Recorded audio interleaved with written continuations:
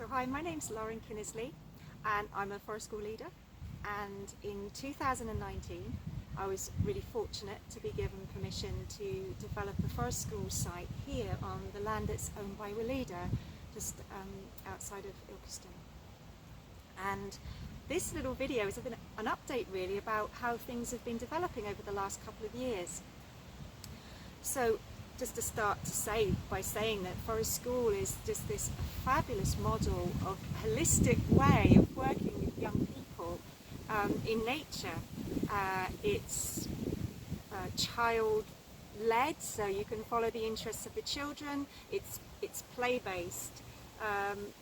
It's a really beautiful way of working with young people, and my main interests with it are I'm really interested in the well-being and health benefits for the young people, and I'm really passionate about connecting young people to the natural world so that they become young people in the future that protect and care for the natural world. So initially in 2019 the area was completely overgrown and you couldn't even get onto it, so I started out working with a group of young girls who were home educated, and they did a little work to help me clear the site, and the staff here at Weleda did a lot more work to prepare the site. And then in September 2020 I was able to begin to have groups coming to the site. Initially I worked with home educating families, and because of the timing in relationship to the COVID epidemic, there was a lot of interest initially to come out here and to have the sessions. And I continue to work with home ed families now. I do a session every week. So that was the initial work that I did. And then in May 21, I also branched out to do some work with teenagers. So that's a kind of monthly weekend session. That's slightly different because we're working towards what's called a John Muir Award. So John Muir is a nationally recognised certificated scheme to encourage young people to get connecting to nature and to protect and make a difference in nature. And the first group has just finished their scheme, their award, and the second group started a little bit later, and they're about to finish soon. So that's a wonderful way to work with teenagers, to inspire and connect them to nature.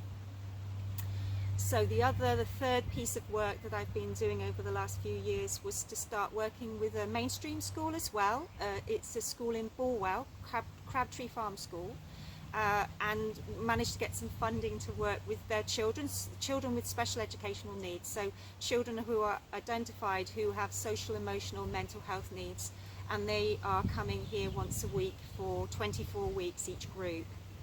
And I was really fortunate to get involvement from the Institute of Mental Health, which is based at Nottingham University. So I've got a team of academics who are helping to evaluate the impact of the sessions on the well-being of the young people.